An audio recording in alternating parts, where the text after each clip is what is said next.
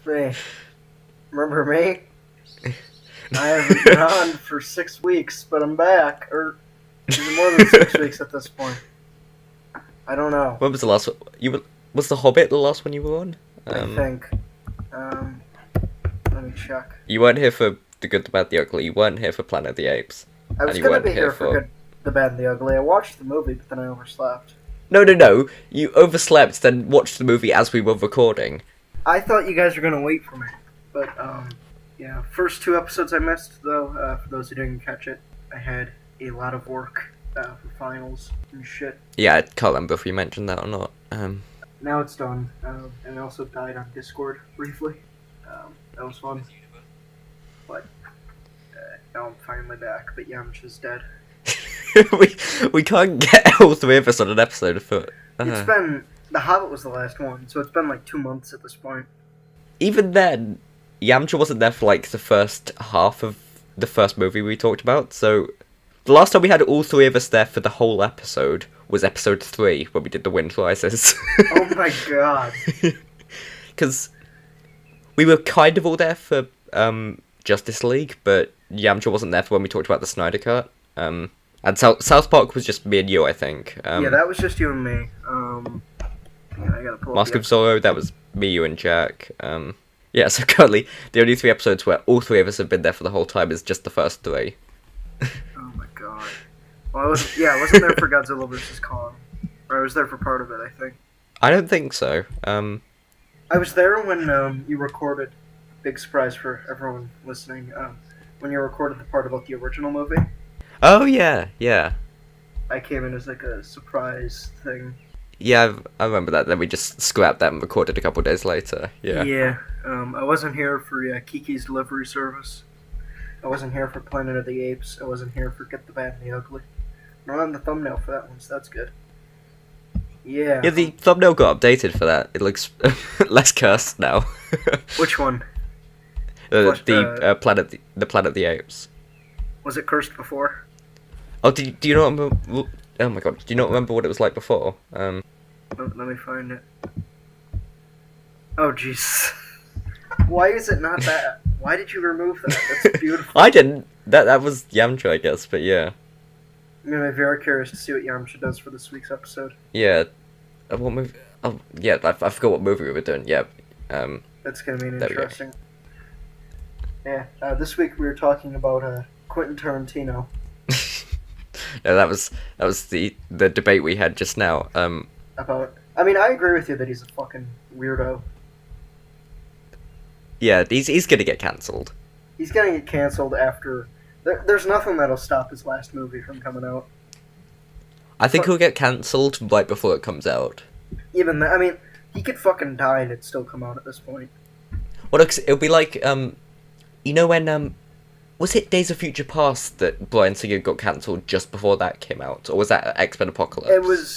It was X-Men Apocalypse, and I think it was Bohemian Rhapsody was the one where he got cancelled like when it was done, and then they went back that was it because the director finished like the final 5%. Yeah, allegations came out before the X-Men film, but he didn't fully get cancelled per se. But then before Bohemian Rhapsody came out, yeah, he got fully cancelled. Yeah, I don't think anyone misses him. I think that's going to be the case with Tarantino. Well, I mean, it'll solidify Tarantino's spot as not making any more movies after his time. Isn't he doing a Star Trek movie? Whatever happened to that? That's done. That's not happening. The Star Trek franchise is so fucked right now. Like, people think the Star Wars franchise is bad right now because they didn't like 3 of the movies, but like, the Star Trek franchise is so fucked. I like the last 3 movies. But like, those aren't even the main problem, it's the shows. Oh yeah, I don't pay attention to those. Like Discovery and Picard and all this shit, and it's just like... My mom said Picard was pretty shit. She watched it. It's looking in on it, it's like just watching like a bunch of people just mercilessly try to like fix this, but they're actually just making it worse. Yeah. Well, the last show that was like properly loved, I think, was Deep Space Nine, right? Yeah, but even then, that wasn't like loved on.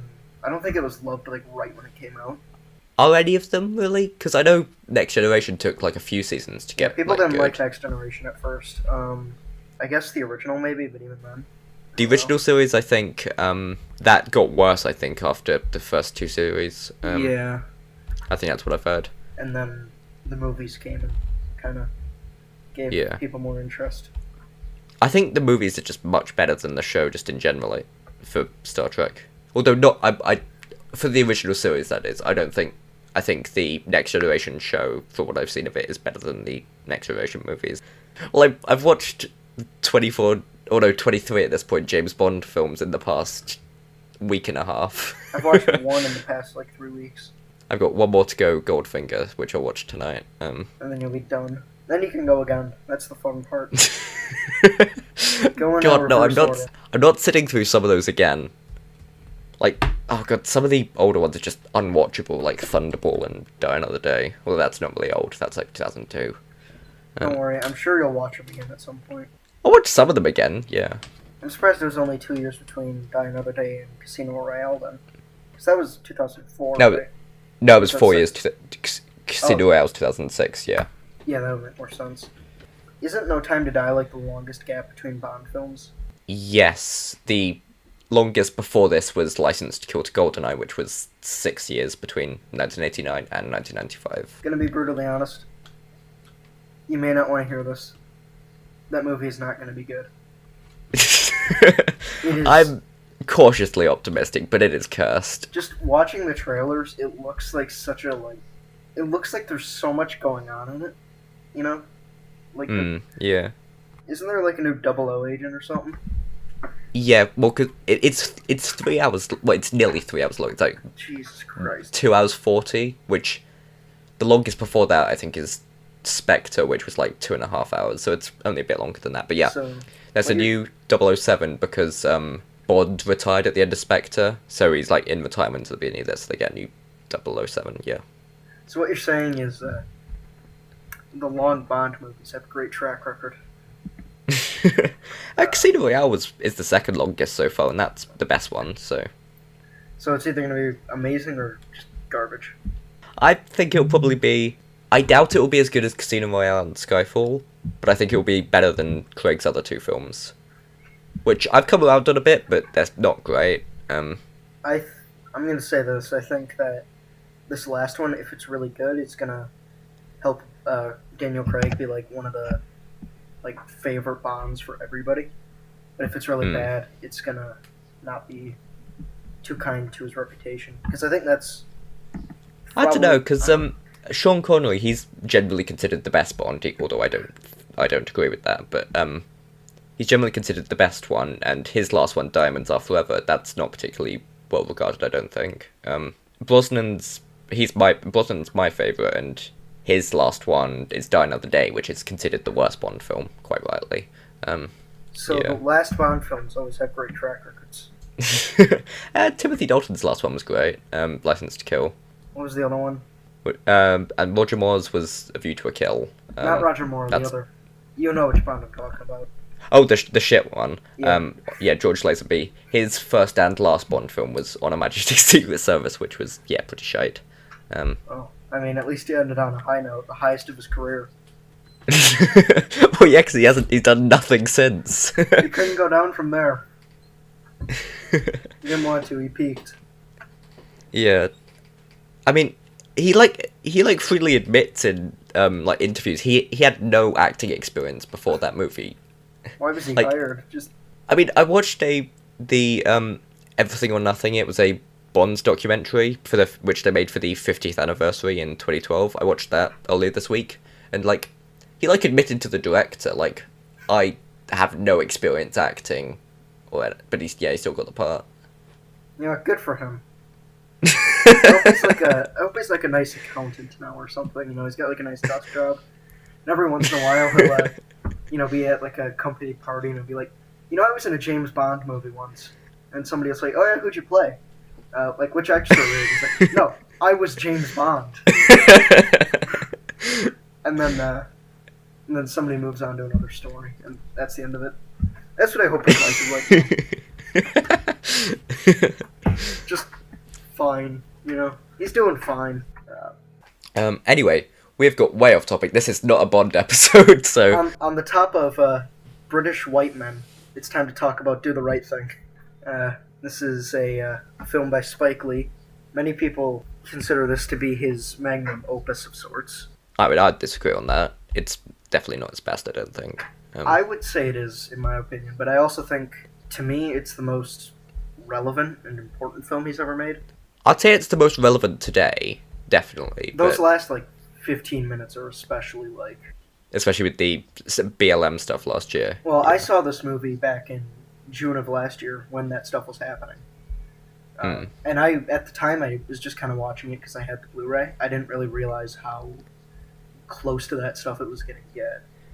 So, yeah, in that topic, it's eerie how close that is to what happened with George Floyd. Yeah, especially because that movie came out in 1989, so it's been over 30 years. Yeah, 32. 32, yeah, which is just fucking nuts to me, because it's I don't know, it's weird that you can watch something from that long ago that still feels just as relevant nowadays. Yeah. The only thing that feels dated is having a pizza delivery boy that doesn't have a car. Other than that, and I guess boom boxes are pretty relevant now. I'd say the fashion in general feels quite very firmly 80s. I mean, some of it. I mean, some of the elements of the what's his name? Buganout's haircut definitely does. Yeah. That's very dated. But I don't know. There's a lot of elements of fashion culture that I think are still relevant. The obsession with shoes, I think, has only gotten worse nowadays. Oh god, that scene just annoyed me. No, anyone who cares about their shoes that much, just fuck off. Oh, that's America. Everybody loves their shoes. No, people are like that here as well. I don't get it. They're fucking shoes. People will spend thousands of dollars for shoes that they never wear here. People do, again, people do that here too, but it's just nonsense. Oh god. Oh no, he got some fucking dirt on the shoe. Big fucking deal. Oh my god. Well, I mean, you spent a whole $108 with tax on that shoe. Yeah. Yeah, so basically the whole concept of the movie has to do with a whole, I guess, a small street in New York, and the racial tensions that sort of arise there. The heat, they're always talking about how hot it is. I would say this movie does, in a lot of ways, lack subtlety. In that sense. Oh, definitely. But, I mean... I'd say it just lacks subtlety in general. I don't think it's overly blunt, but I don't think it's, I think it gets its point across in the way it wanted to a certain extent. I don't think it was meant to be, this deep, super subtle thing. I don't really think that was what Spike Lee was going for. Because I think he wanted to get his point across to as many people as he could. I don't think he does a good job of getting the point across, though, because there's no character... the main character in this is Mookie. Mookie? I don't know how to say it, but... There's a couple of, main characters, but he is probably the main one. I'd say he has the most screen time. Mm-hmm. Yeah. The other one who's, a main character would be, the mayor or something. Yeah, I don't think, there's no likable characters in this, which I think is an issue, because that means that it's an issue because you can't tell what is being said exactly, because usually, the likable character is the person the filmmaker is using to get their message across, but I don't think any of the characters are really likable here, so that means it's a bit confused in what message it's trying to get across. See, my thing, the movie's about hatred, but it's not about... It's about hatred from, multiple points of view. The cops hate the black people hate the Koreans, and, the Koreans hate other people. Everybody's sort of in this point of, standing off against each other. So I think picking a side and being oh yeah, the black people, those are, the people you're supposed to root for, would kind of...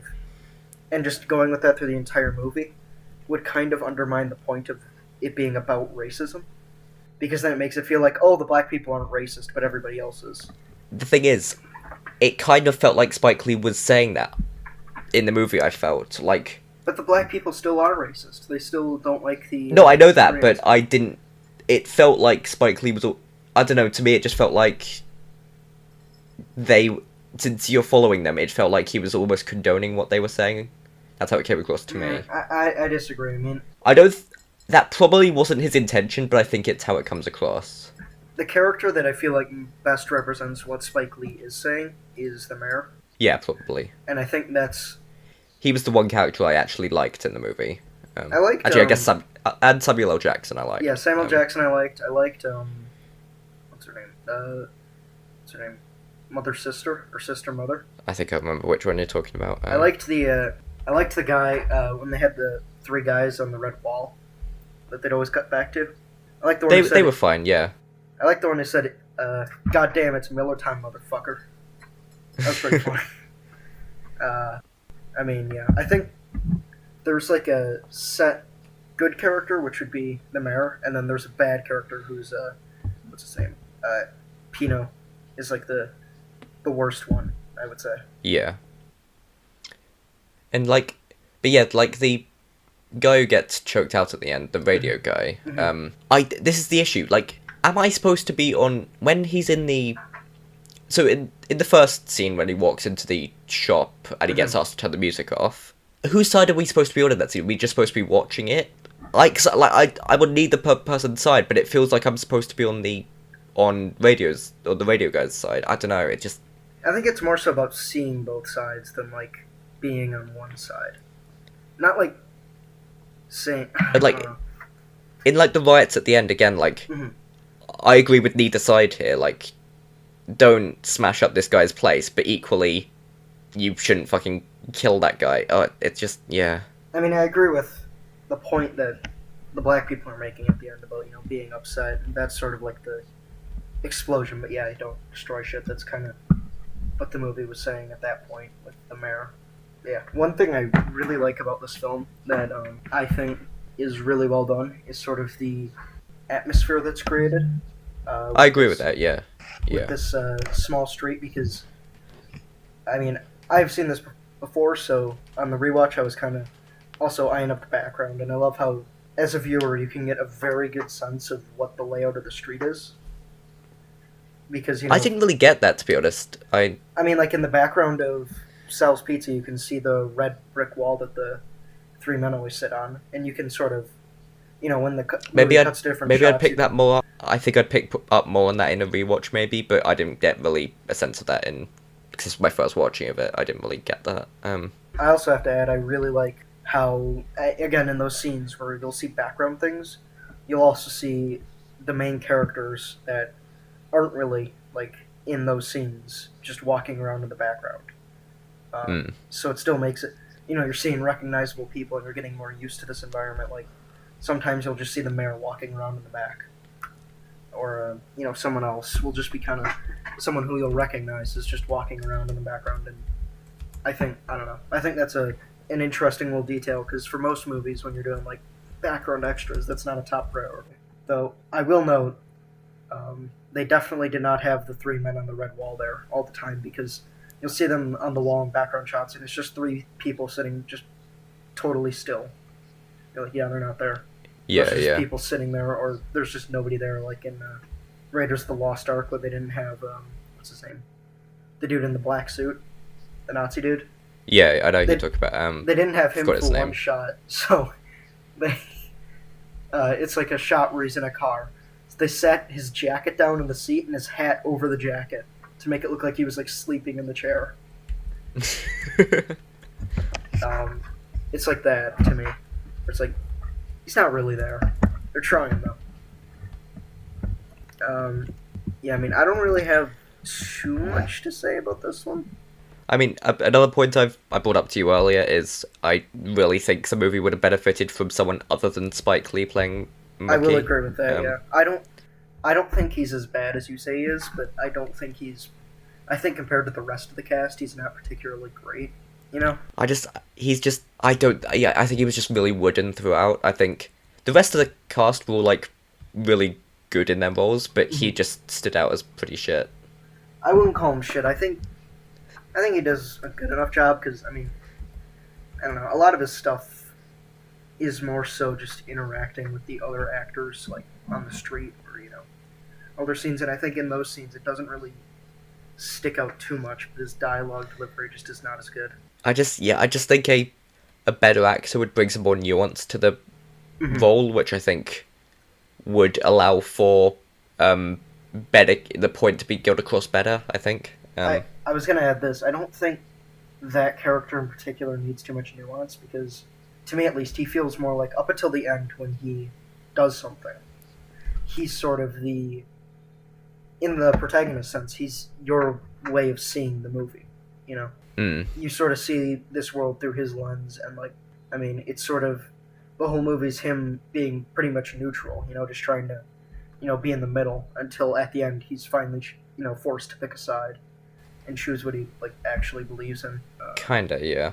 Which is the way that I see it. Which at the beginning of the movie they have the scene where the mayor tells him to do the right thing, which I think they play that scene off for comedy, just kind of having the mayor just randomly stop him. But then at the end of the movie, that's sort of the payoff to that is him having to make his choice of, what side am I really on here? What side of history do I want to be on, which I think is interesting. I am surprised to see it is number 46 on the Letterboxd Top 250. Really? Which I understand. I'm surprised it's that high, but I don't know. I think... Letterboxd, it's always fucking nonsense, their top list. I think in the movie's sort of simple telling of the story and the way it tells the story, it's not just simple, but there's a lot of life in the story. And I think it shows this sort of portrait of racism in America better than basically any other movie could. I don't know. There's just something that works so well about it to me. Where the fuck is my phone going off? Yeah. You have anything else to add? Let's see. I think it has a nice, I think it was the way it was shot was very nice. It added to the atmosphere. There's a lot of up close stuff. There's also a lot of Dutch camera angles, I noticed. Yeah, it was like I was watching Thor. Yeah. I don't know. A sequence that stood out to me as weird is like halfway through the movie when it just cuts to a bunch of them just talking to camera. No, I like that scene. It's sort of... It just really out of place, I thought. It does feel a bit weird, but it does... The one where it starts with Mookie and John Turturro kind of just, saying how they feel. Yeah, then it just goes to a different character. Yeah, that's how it feels to me. It's showing people's minds, It just felt very jarring, I thought. It's showing the hatred that people have built up inside for each other. It does feel a little jarring, but I think that's kind of what the point is. I think it's supposed to kind of catch you off guard. I think they could have done it better. I don't know. That's one of my favorite little parts of the movie. I don't think if I have anything else. The color I'm sorry. Oh yeah, that's exactly what I was going to bring up. Yeah. The color palette. The color palette. Yeah, it's really nice and I thought quite vibrant. Mm-hmm. Yeah.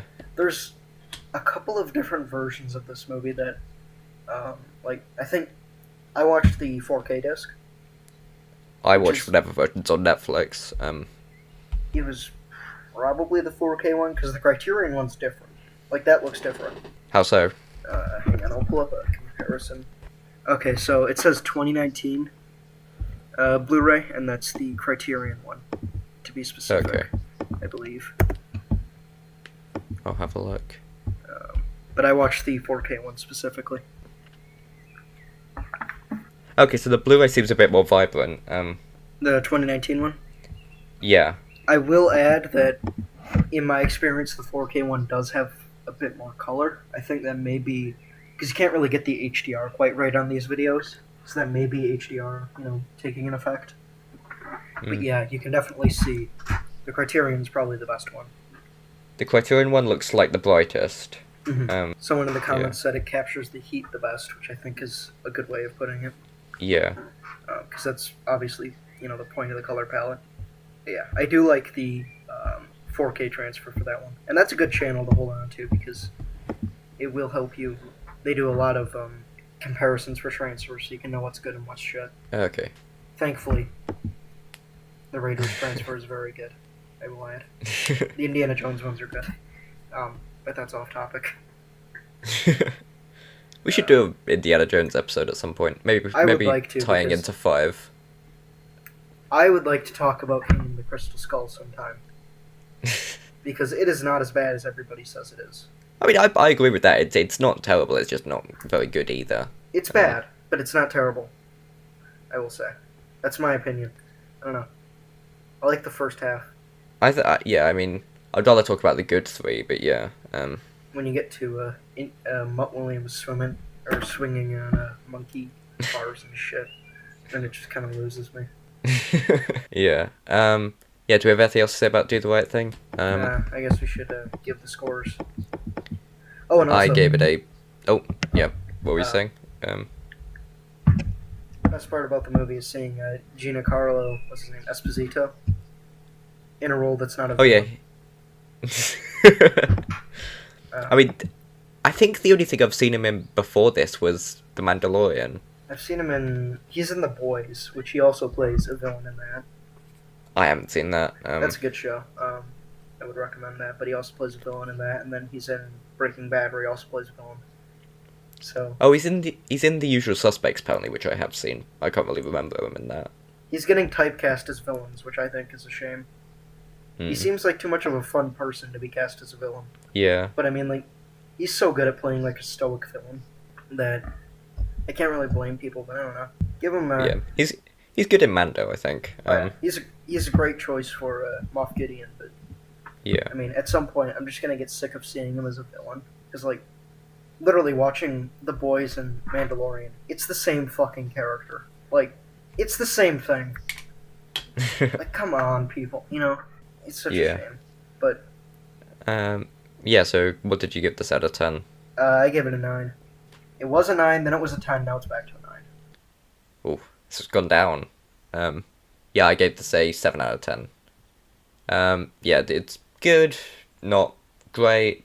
Yeah, I mean, I've only seen 3 of his films, but I think it's my least favourite of Spike Lee's films. I think my favourite's Black Klansman. I have only seen the same 3 as you.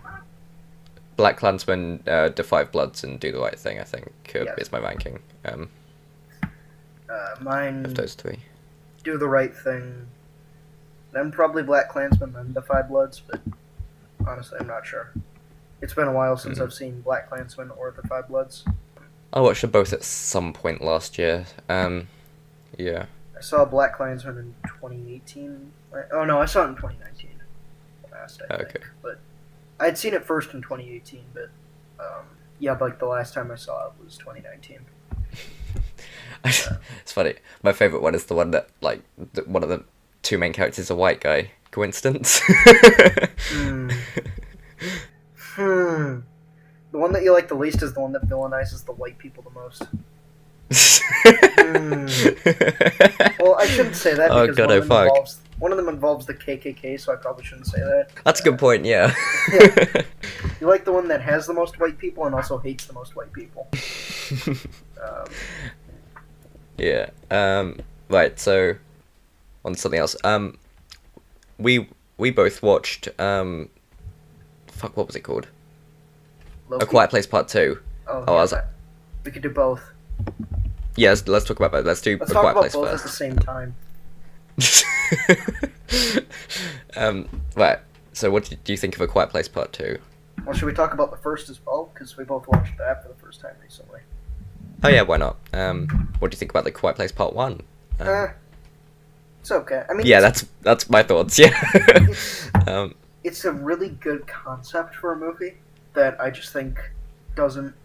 I don't know. I mean, it's not the best executed. I don't think. Yeah, there's a lot of. I don't know. There's not. I know a lot of people complain about like the story shit. Like, I don't know. I don't really care too much. I mean, I've quite a bit of issues with the first film. Like, a lot of them are logic, like just the characters being fucking morons, which usually, like 90% of the time, that doesn't bother me in a film, but it just really got to me in this one, the first film. I mean, I can forgive the kid, like the kid who gets killed, being a fucking moron because, I mean, it's a kid. Kids are the stupidest beings on the planet. I mean, I mean that's still really dumb, but I think there's dumber in the film. Like, Oh, hang on. Let's just say Well, full spoilers for both films. the stupidest fucking thing is having a kid Is in a universe. That's what I was gonna say. It's Yeah. getting pregnant in this situation. What the fuck were they thinking? Like, A, the process of childbirth is gonna be really fucking noisy. Like, you're gonna be screaming, the baby's gonna be screaming. B, this is the worst thing you could do because it actively endangers the children you already have. Like, this is like negligent parenting, and then as well, it like. So what are you gonna just keep it in that box for the first 2 years of its life? That's like so fucking dumb. And then, yeah, the the whiteboard that John Krasinski has in the movie I find really funny. Oh, it's his, What is the weakness? Yeah. How many in area? 3. That I'm okay with them writing down how many are in the area, I guess. That, You gotta know. Maybe then you can cross it out and say 2. But it feels like he's trying to come up with something. He's been brainstorming for an hour, hasn't got anything, so he's just writing obvious shit. Yeah. I laughed out loud when you see that briefly in part 2. I laughed out loud when you saw it. It's like, creature, blind, attack sound, armor, underlined. Then survive, instead of it, which is, got, box around it. Medical supplies, underlined. Soundproofing, underlined. Just in big letters, be quiet. What is the weakness? I think is the funniest one. You should just write in big letters, this is a quiet place. We must be quiet. Yeah, it's so dumb. My biggest problem with the first one is there's no real character stuff to kind of pull the movie through. Yeah. There's nothing very... There's the stuff with John Krasinski and his daughter, but, like, that's not very interesting because we know John Krasinski doesn't hate his daughter at all. So it's just kind of like... Because the whole thing is she thinks, oh, he hates me because I gave the kid the toy. It's like, no, that's not it at all. Yeah, and another issue I had with the movie is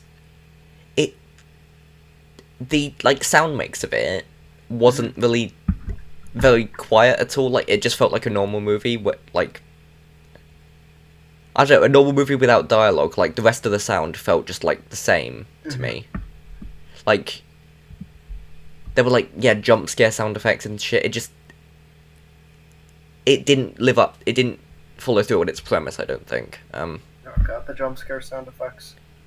The worst ones are when they'll do like sound effects when it's not the monster. Like, there's the one where John Krasinski's in the bathroom and you see Emily Blunt's handprint on the on the shower door. There's like a big jump scare sound. It's like, why? Why are we supposed to be scared?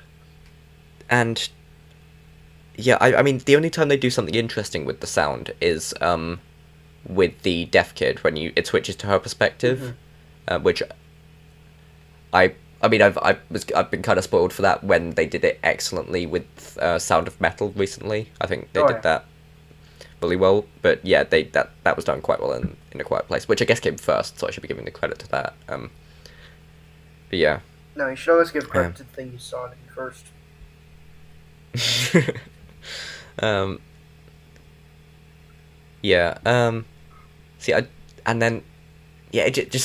was something that the first film didn't really, I mean, I liked it. It was easy enough to sit through. It was thankfully 90 minutes. More movies should just be short, I think. I was gonna say. But yeah, so I gave it a weak 7 out of 10. If I was doing like 0.5s, it'd be a 6.5, but yeah, 7 out of 10 for the first film. I went with a 6 out of 10 for that one. There's not too much to say though. Yeah, and now on to the sequel, which I liked a lot more than the first one. I think would you say that's the general consensus? I've not seen a single person say that they liked the first one more. I've seen a friend of mine says he liked the first one more, but that's one person. That's the only person I've seen. Well, now you've ruined the streak for me, so thank you for that. You could be making that person up, and I'm going to assume you are. I mean, I can send you that letterboxd if you want. No, I don't want to see anything. Oh, okay, sure. As far as I know, you could just have made up the letterboxd. Yeah, part 2 is better. Yeah. I mean, it never...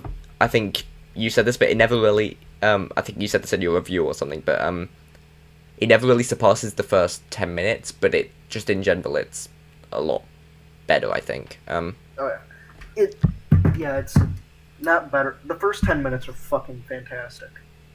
Yeah, that's... The first 10 minutes are better than anything in the first film. It's... Like, it's... I mean, it's not... It's... When you think about it, it's an obvious choice, but I really like seeing day one of this. It's the only way they could have gotten John Krasinski into this one, because, they wanted him in there somehow. Well, I mean, I'd heard there were flashbacks in this. I thought they were going to be, like, scattered throughout, maybe. But I wasn't... Yeah, I mean, I like the way they did it, but I was just expecting different... Yeah, I kind of prefer it like this. Sorry. It gives the movie more time to sort of do its own thing than have to, focus on the flashbacks throughout. Yeah. Yeah,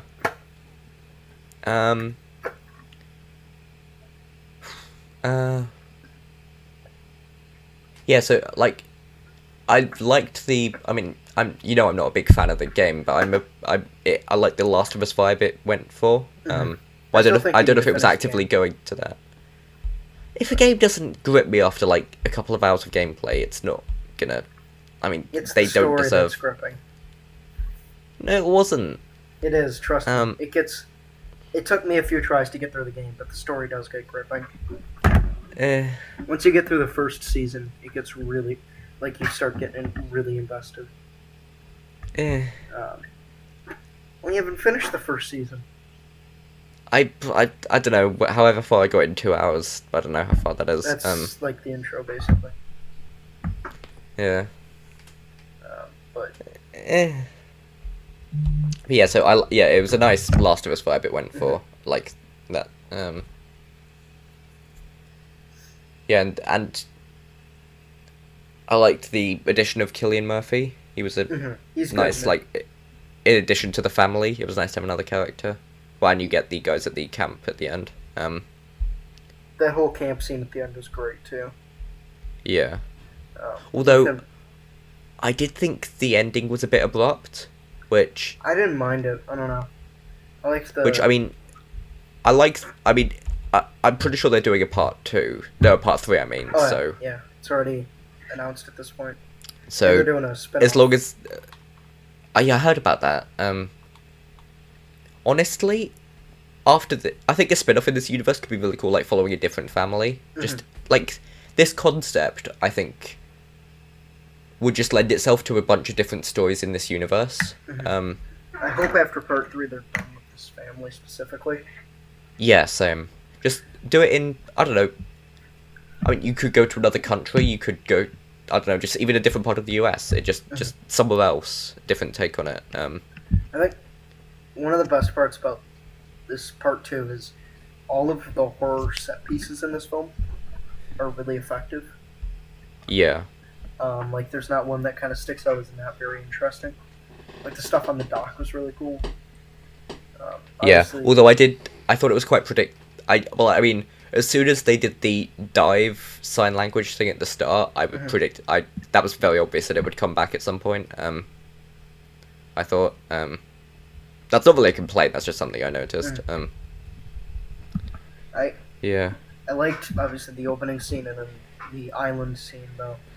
I will add, I thought it was the one really stupid thing that someone did was when, what's his name? Digimon Hansu. I think that's how you say his name. Which, I love that guy. The black guy. He was in Shazam. Oh, at the camp. Yeah. I love that guy. He's great in everything. He's like one of my favorite actors right now.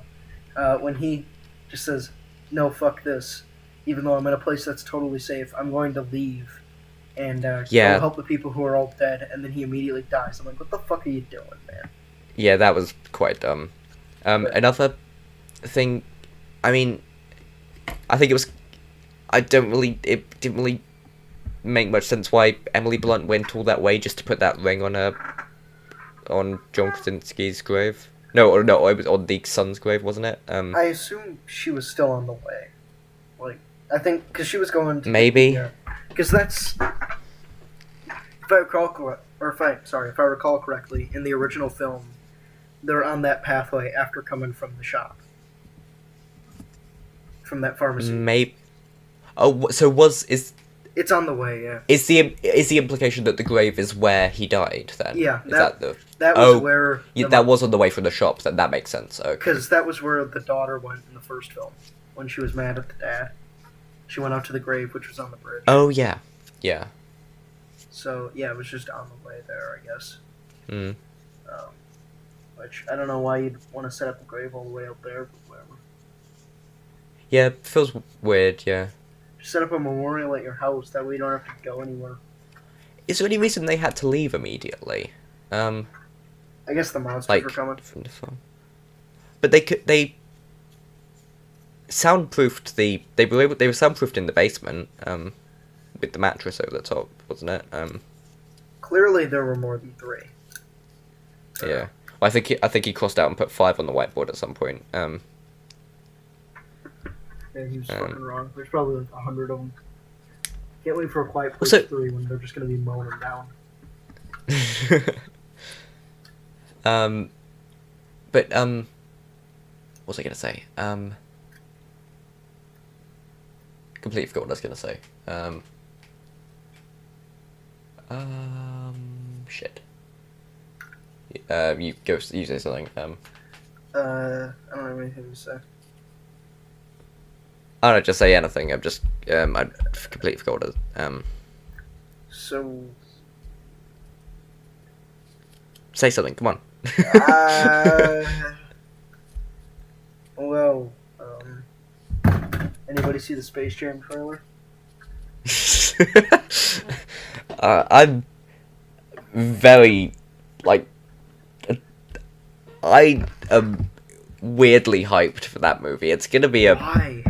It's gonna be a disaster. It's gonna be a disaster, but I think it looks like a really fun disaster. It looks I haven't seen the second trailer, so maybe it's really good. But... I mean, no, it isn't. It still looks just as bad, but I think it looks bad in a fun way. So you have seen the second trailer? Yes. I haven't had a chance to watch it. I'm kind of waiting to watch the movie till I see it in theaters. I mean, wait. This is just the Ready Player One thing of them putting all their IPs into one film. Yes, it is that, and then and it's very fucking weird that the Droogs from A Clockwork Orange there's going to be so many weird fucking things that people find in the background of this for years to come. Yeah. It's also you see the Iron Giant, I think, at some point in the trailer. What was the other one that had like a bunch of characters show up? I don't know. There was one other movie that was like that. I don't know. It's not the Lego movie. Though people have said it's like that. I mean, the Lego movie does kind of do that, but I mean, most of that was, I think it was justified there. Ralph Breaks the Internet. That was it. Oh, okay. That's one. We should probably do ratings for A Quiet Place 2. Are we done saying anything about it? I mean, yeah, I don't have much else I don't really have anything else. Yeah, 8 out of 10. Better than the first. That's my highest rated film of this year so far. Well, not highest rated, it's my favourite. I mean, I've got others rated an 8 too. Although I've only seen like 6 things from this year, so... Yeah, there hasn't been much. There will be, though. Did you see, was it Black Widow tickets finally went up? Oh yeah, I saw that earlier. Yeah, I've seen a total of 6 films from this year. Oh, you're not gonna like this. I've seen the rating. I don't need to hear it. We don't need it. Let's move on to Loki. I don't want to hear anything about Godzilla versus Kong. No, it's Well, not. no, I know. It's the fact that I know. Mortal I know. Kombat and Godzilla vs Kong are higher than Judas and the Black Which Messiah. is just bullshit. Because both of those films are not good at all. Yeah, they are. No, they But let's aren't. not get into Godzilla this. vs Kong is fucking terrible. No, it isn't. It is. You weren't on the episode, so you don't get an opinion. I get my opinion now. It's god awful. No, it isn't. But It's fine. It's very good. laughable. Loki time. Loki. Okay, now we've established that Godzilla vs Kong is a masterpiece. Complete shit. Yes. No. We've all agreed on that. Yamcha, edit it. Edit it so Sam says he likes it. It's almost as bad as King of the Monsters. If you do that, King of the Monsters is great. If you do that, I'm gonna take the episode down. So don't do that. King of the Monsters is great. No, it's not. But let's move on. It's not as good as Godzilla 2014 or Skull Island. No, that's easily. Those are easily the worst two of the four. No, those are the best two. Those are the most interesting ones. They have the best characters and the best stuff. King of the Monsters, I couldn't see anything with. Like, that movie's just so fucking dark. You can't even tell what's happening. It's always night when they're fighting, and it's always fucking raining. The same thing could be said for Godzilla 2014. Yeah, but at least that movie's stylistically designed, like, in a way where you're not always meant to see the monster. With King of the Monsters, you are. But that's a bad decision, though. Okay, like, but that's just blue balls the movie. I don't mind it there, because there's other stuff that's not related to Godzilla that's actually interesting. No, it isn't. Like, do you care about Aaron Taylor Johnson and his boring fucking family? It's more interesting than anything that has to do with what's her name?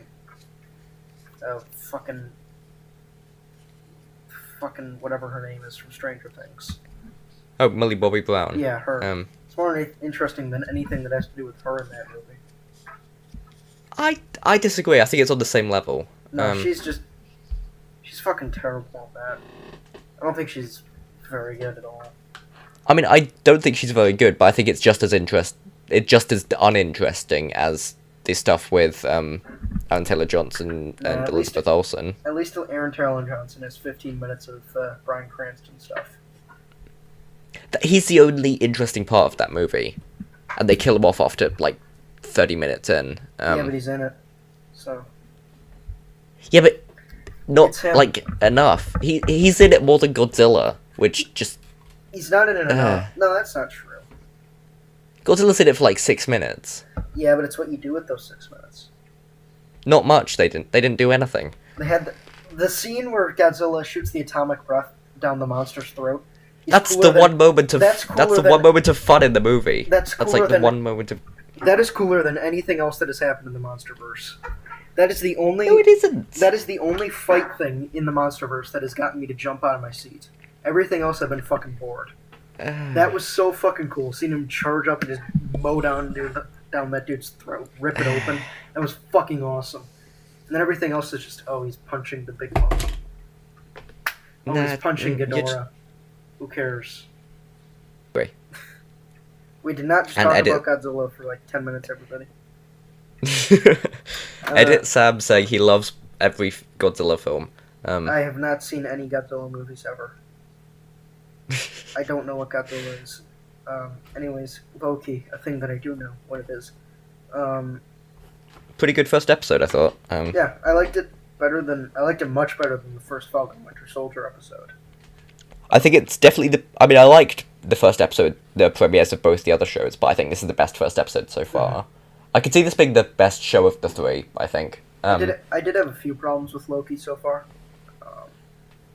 I think I like what it sets up. Like, the first episode was good, but it was just kind of like people talking in various rooms. But I think what it sets up, is very interesting. Like, it's this new side to the Marvel Universe. It's a massive exposition, though. That's really I think it was handled well. I disagree. It's handled competent. It's handled better than like the exposition dump in like The Rise of Skywalker or something, where that just feels like it's going on and on and on. This feels like, I don't know. It didn't really grip me, but it's not like, I don't know. When it's, I don't know. The best exposition dump in a movie should feel more natural, you know, like it's not forced in. But this I felt think very it did forced here. Like they did it with a lot of comedy, which I liked. They did I it. didn't like the It comedy wasn't. in this. I don't know. It felt really forced and not very funny. I disagree. I think I liked Loki in it more than I've liked him in any of the previous films. Like I would wasn't. agree with I that. didn't really care for him in the Avengers or in any of the Thor movies really, but he was really good here. I thought. One problem I did have with Loki in this is the whole first episode is basically just setting up the 2012 Loki to be the current day Loki. That's all. It Kinda, yeah. it just feels like condensing his 10-year arc into like 40 minutes, which just kind of felt like we were retreading stuff we've already seen. Because it's like, oh, how do we get? Because people don't necessarily love the Loki from the Avengers, though people do like that Loki. People like the Thor Ragnarok Loki. They like that version of him most. So how do you get to that point? You just have him watch the scenes from the movies that are important to his arc. So that It did feel like they were like speed running his arc, if you will. It felt like they were going, oh yeah, Loki, this happens, then this, and then Owen Wilson like explaining the steps in his arc, like, oh yeah, Loki, you were the one who had your mom killed. Oh wow, like yeah, that could have been done better, I think. It's just kind of like forcing him to be the character people like instead of letting it naturally happen throughout the series. It would. I don't know. I like that. I think. I mean, I think it could have been handled better, but I think it's now, because if they just did the same arc over the show again, we've seen that already. I think now that he's basically like morality wise, he's up to where he was in when he died in Infinity War. I think now they could allow him to go to new places. Yeah, but it would have been interesting to see them take the 2012 Loki to a new place instead of just taking the current one to a new place. Do something new with that version, because if you're gonna go through the trouble of using the 2012 one, and I mean Marvel most certainly knew what they were doing back when they made Endgame, that the 2012 one would be involved in the Loki show. They probably had it planned by then. Yeah. Yeah, they definitely had it planned by then. So if you're gonna go through that trouble, I don't see why you just want to make it the 2018 one. I don't think they would have shown him escaping or had him escape in Endgame if they weren't planning on bringing him back in something like this. This is kind of a criticism of Endgame. It is, but like, I kind of think it's weird that they directly show him escaping, and it's literally just not a problem in the movie. Like, it's never brought up again. Because, like, I don't know. I know. I think that's going to be addressed in this. Well, it's definitely setting up the show, but it feels, to me at least, when like Endgame sets up. I mean, it sets up Falcon and Winter Soldier by having Sam get the shield. It kind of sets up WandaVision even by having Wanda kind of have to deal with the grief of losing Vision. In a very brief scene, and those still feel like good scenes in the movie that fit in the movie, and don't feel out of place.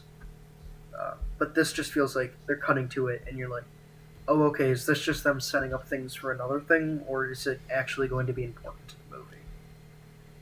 And I don't know. It just feels weird for the finale of, like, the Infinity Saga finale to kind of divulge its attention to just set up other things. It's just weird, but, I mean, whatever. I do have an even bigger nitpick. With Loki? This surpasses the Hobbit 2 nitpick. Right. This surpasses all other nitpicks I've ever had.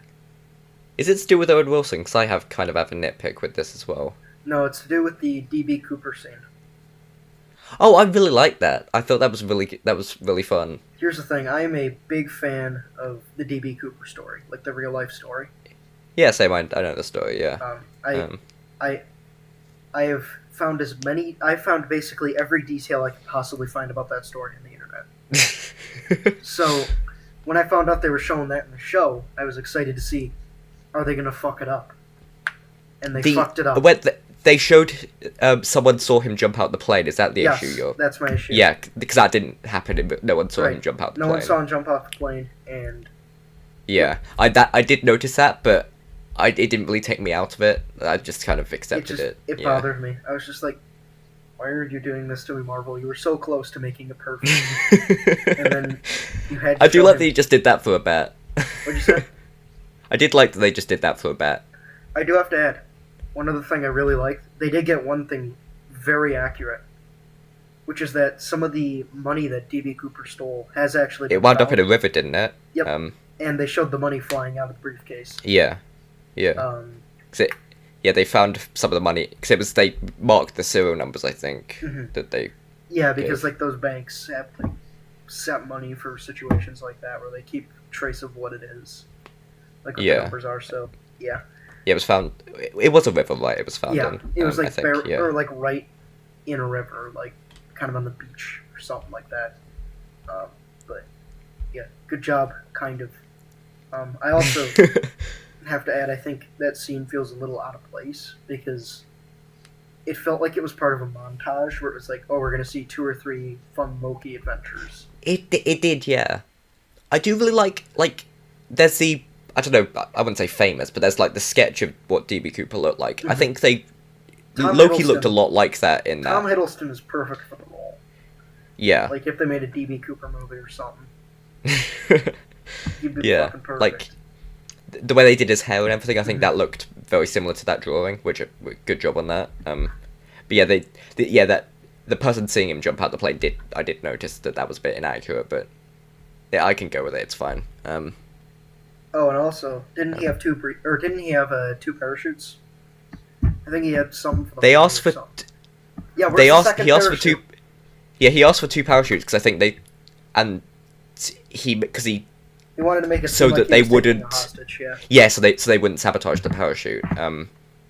And then because they were going to give him military ones, I think. Then he asked for civilian ones. I think. He's a very smart individual, or he's very. This is a long tangent. Oh, didn't he jump out during daytime too? In that scene? No, it was at night. Do you mean in the scene? In Loki, yeah. I think it was at night. Because I remember the trailer was during day.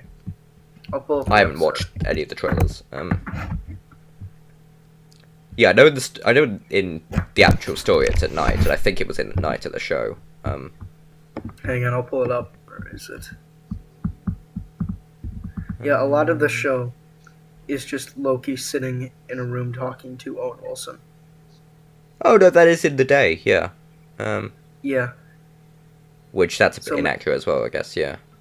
Yeah, good going, Kevin Feige. Fucked it up. You might as well just restart this fucking Marvel universe now. I didn't know about any of this because I didn't know that was in the trailers. So I've yeah.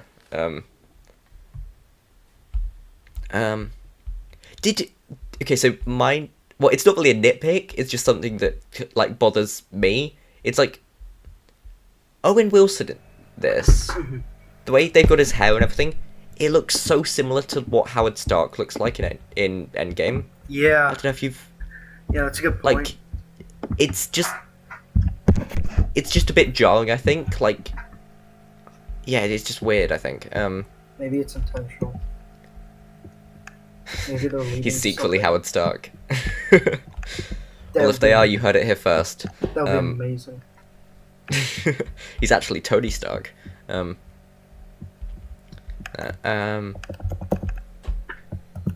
I don't really have much else to say about this. I really like the first episode, probably 8 out of 10.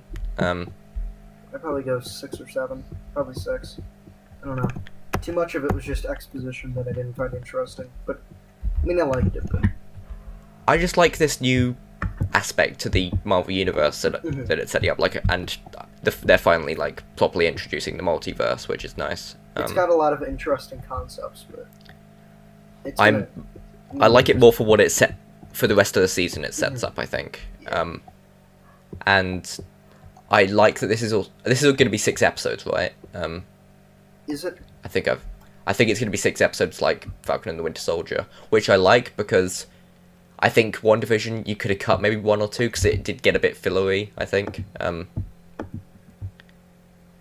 Like if it's 6 episodes, it's going to be more just straight to the point, no filler, which I like. Do you want to do questions? What else? Do you want to talk about Cruella? You can just give a brief. You saw that recently. Yeah, 2 words. It's shit. I don't know why people are liking it. I'm gonna be honest. I just found it. Well, yeah. I mean, I haven't seen it, so I don't really have an opinion. But Yamcha gave it an 8 out of 10. I'm at a 3. There might be a 2. It's bad. I think you gave it a 2 on Letterboxd. Yeah, but I upped it to a 3 because the costumes are really great. The production design's really great. Everything. The film looks really good, and I mean, some of the performances are good. Like Emma Stone's good in it. She does her best, at least. Mark Strong is in it, and my two favorites. That's nice. Are Digimon Hansu and Mark Strong. So, and that's why I like Shazam so much. I put them in a movie together. I think what I've heard is like Dalmatians killed her mother or something. Is that it? Yeah. You want me to explain it? No. I think it's left best to my imagination. I think it would be. I think they should have done something like that in Joker, like bats killed Joker's dad or something. Killed his dad. No. Like I think bats. Like he just got. I'll just add this one little detail. It's not that the Dalmatians murdered the mom. It's that the Dalmatians shoved the mom off a ledge to her death. That's what happens. Oh god. It gave me Lion King 2019 flashbacks with the Mufasa death. That's like really bad. I haven't seen either version of The Lion King, so this means nothing to me. Oh, I'm gonna have to recommend both at some point because, I mean, Lion King the original is one of my favorites, one of my favorite movies ever. The new version is literally the worst possible film in every way.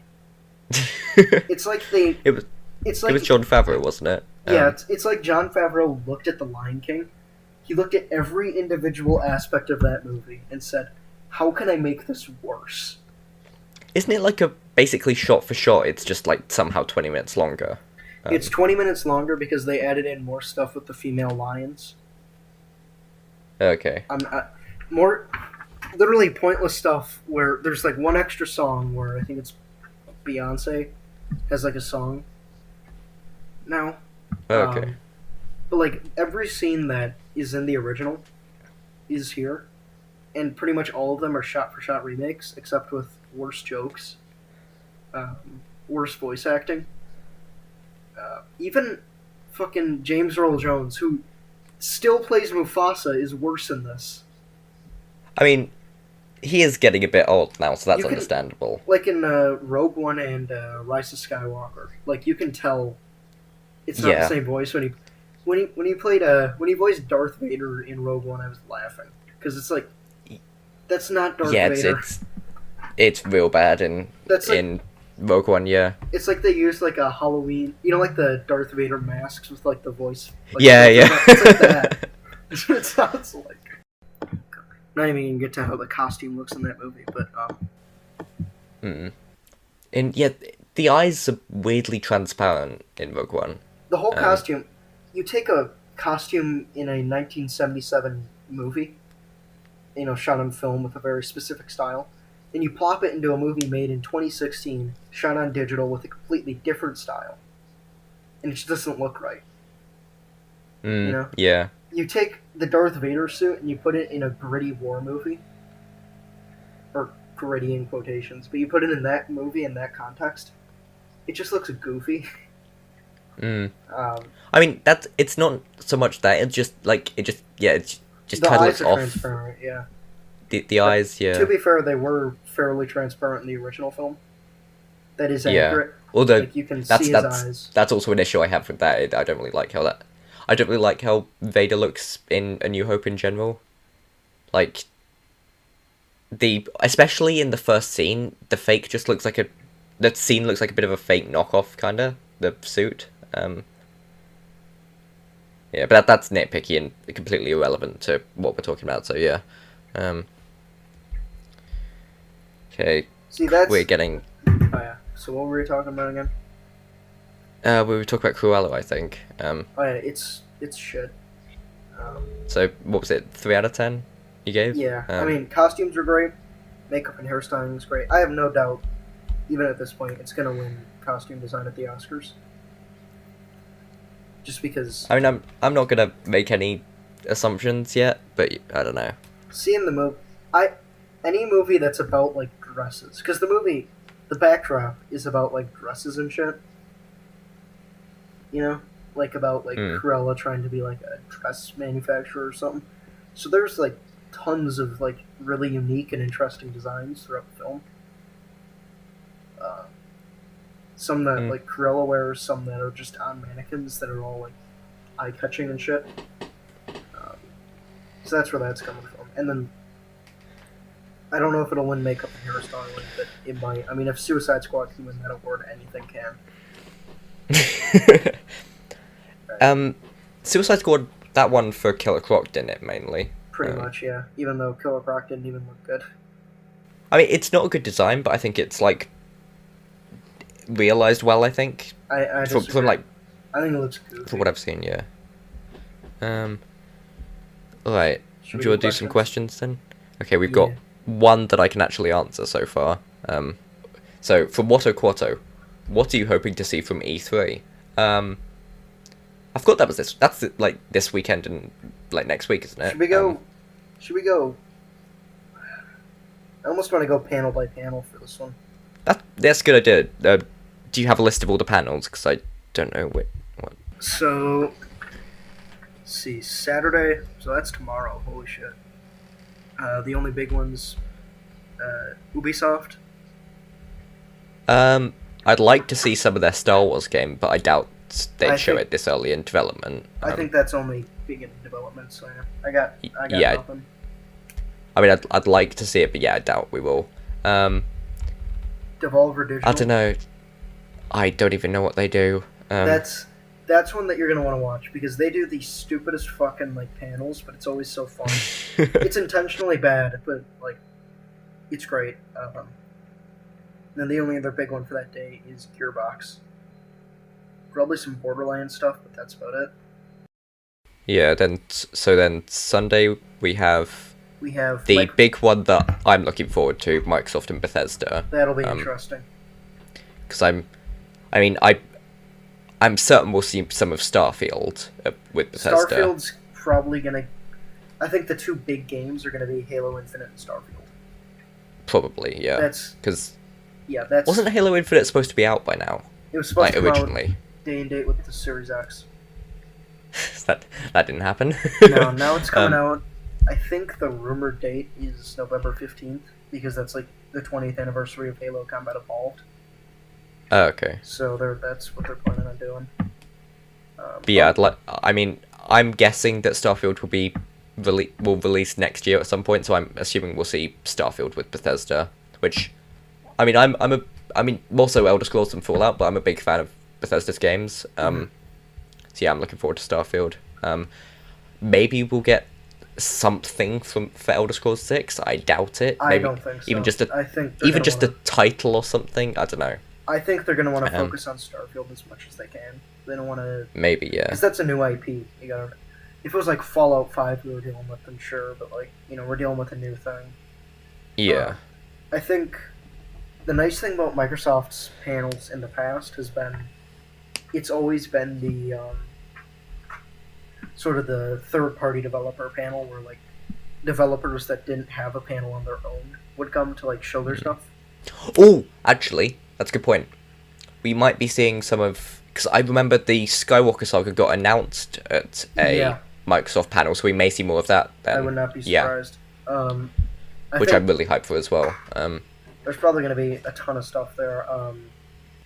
Because that got announced at, I think it was E3 2019 that got announced at Microsoft's. Yeah. But also looking on the Xbox side, like on their hardware and stuff, I think because they're probably going to announce some exclusives with like closer release dates to E3. I hope. And I think we're probably also going to get my big hope is, first of all, they're probably going to do more with Game Pass, because they always seem to announce big Game Pass titles at E3. But my big hope is that they bring back backwards compatibility for a few more titles. Or... Okay. Because they stopped doing backwards compatibility in, like, I want to say 2019 or 2020. Like, they stopped adding new titles. So I hope they can add more at some point, but who knows. We also have Square Enix. I don't really know. I don't really have anything specific I'm looking forward to from them, but I don't know. I do not give a shit whatever they're doing. I don't like Square Enix games, but that's just me. I think I've liked some. I mean, what have Square Enix even done? Like, Enix. Like Final Fantasy. Oh, okay. I mean, they did. I'm just looking at Square Enix games. They did Life is Strange, which I really liked. They did the Avengers game apparently. That was not good. Yeah, I heard that was terrible. Apparently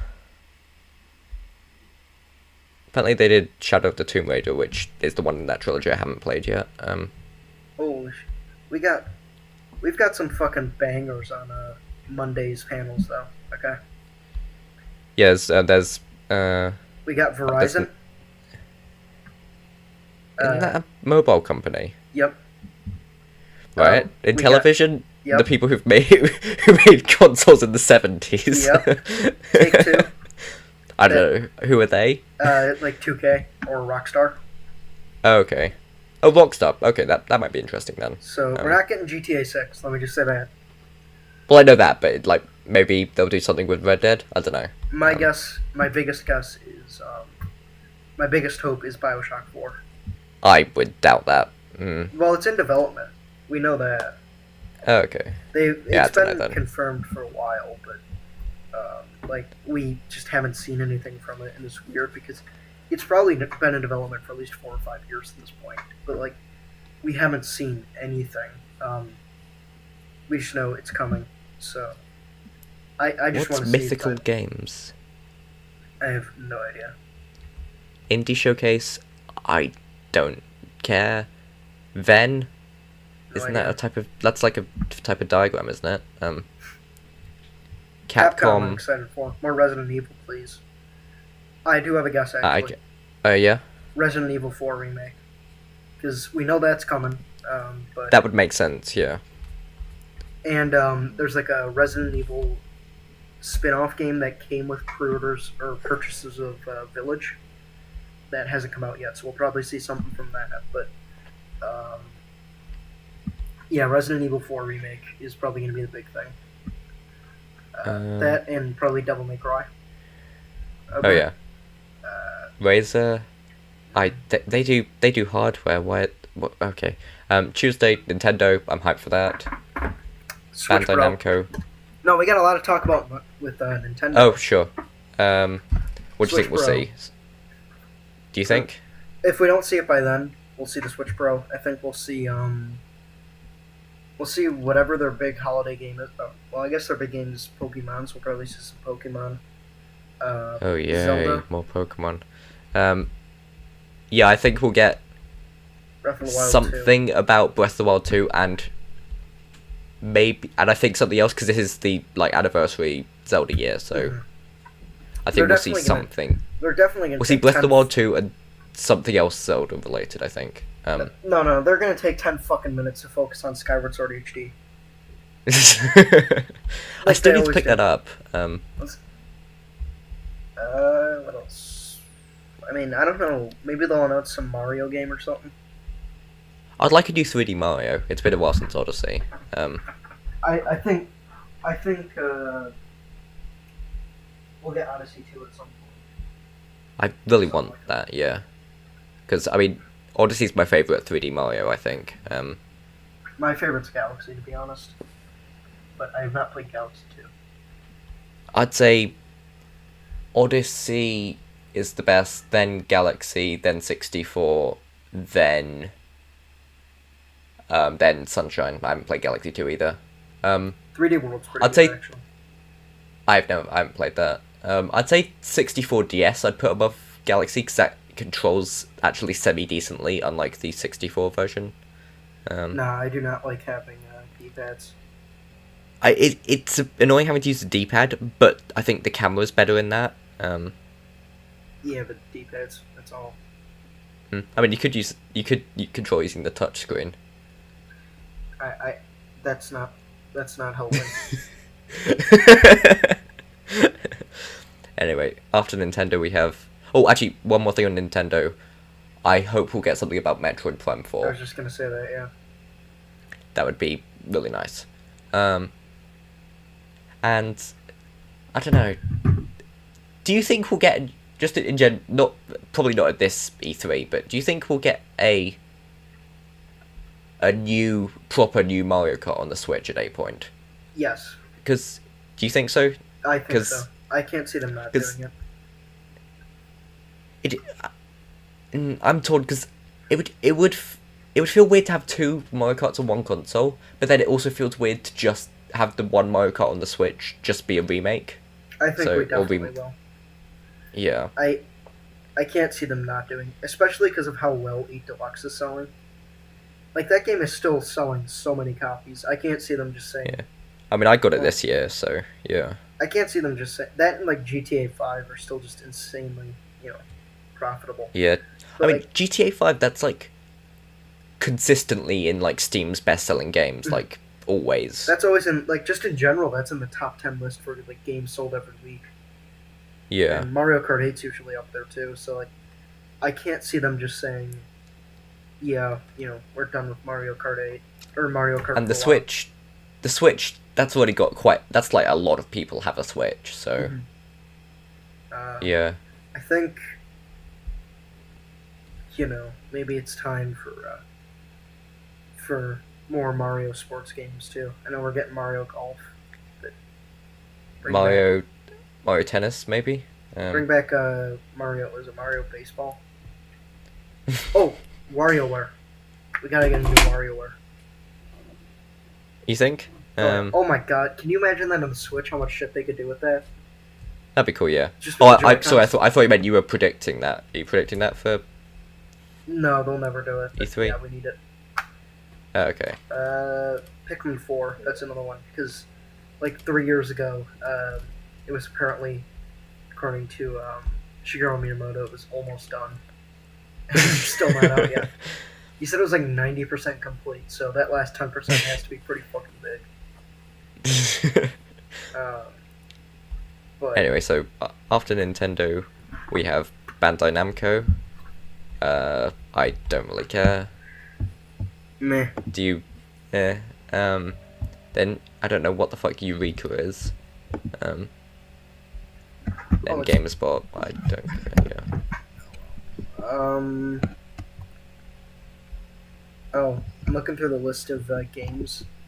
You got a Death Stranding Director's Cut, which may be the funniest idea for a game ever.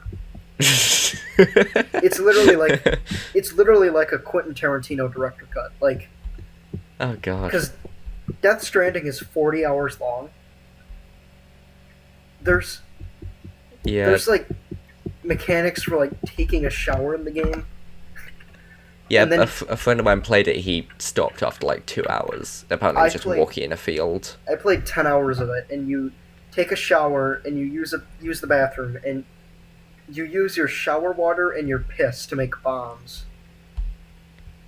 God. I'm not kidding. And like, what the fuck? Yeah. Could this game get bigger or something? If you want to just do like a remaster or like a next gen upgrade, do that. Why is it a director's cut?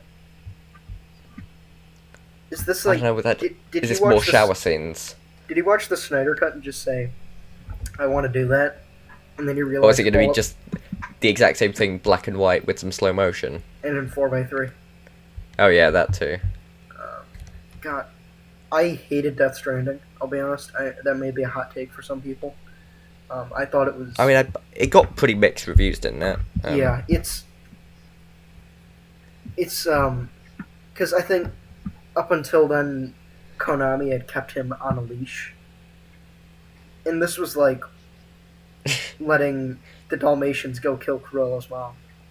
It was just like, unhinged. Just Sony threw millions of dollars at Kojima and said, "Do whatever the fuck you want. People will buy it." And then at the end, he turned in this fucking mess of a game. This like absolute fucking disaster because nobody monitored him. And nobody told him no to anything. These exact feelings you have towards this game that's exactly what I feel towards Once Upon a Time in Hollywood. But I mean, Tarantino's never been controlled by anybody because he never lets anyone control him. Kojima was controlled for this whole time, and now he's unhinged. And it's like unhinged George Lucas more ways than one. It's like George Lucas directing The Phantom Menace. He filled himself around with yes men, and the studios were like, whatever, do whatever the fuck you want, we don't care. And then by the time it's done, it's such a fucking disaster that he may have gone too far in a few places. everything in Death Stranding is too far. Like, it's like both figuratively and literally. Yeah. It's like he sat down and said, how can I invent a new genre? And he tried to invent like his own genre that he could do like his own thing in, but he made the most painfully boring game of all time. The whole game is just walking from point A to point B, and then walking from that point to another point. What would you give Death Stranding out of 10? Like a 1 out of 10. Maybe a 2. The visuals are good. Is Death Stranding the one with Mads in it? Yeah, Mads is in it. I didn't even get to that point, though, I don't think. Oh. It takes over 10 hours for him to show up. Jesus. Del Toro's in it. Do you know Wait, that Guillermo del Toro? Yeah, Guillermo del Toro's in it. He's not an actor. No, but he's in it. You can imagine how well that turns out. Is he good? No. Yeah, I figured. Geoff Keighley's in it. The Game Awards What, the Game guy? Awards guy? This sounds like a fucking masterpiece. He literally... I think Kojima sat down at his desk and said, I've got 2 things I want to do in my next game. I want to make people... or want to let people make bombs out of their own shit and piss. And I want to have all of my friends come to set, or come to the soundstage and film for a day. and then we got a fucking... Did you know that I bought the collector's edition? Why? Have you seen the collector's edition? I have not. Again, I'll send a picture of it. Do not look it up. I want to get your... Okay, wait, you gonna put this in the host chat? Yeah. I bought this because... I don't even know why I bought this. Let's see it. Hang on. Here it comes. Keep in mind, this was... or I'll actually let you take a guess at the price once you see this. Here it comes. Oh. What the fuck is that? Is that a fetus? Yes. Okay, so in the game... Okay.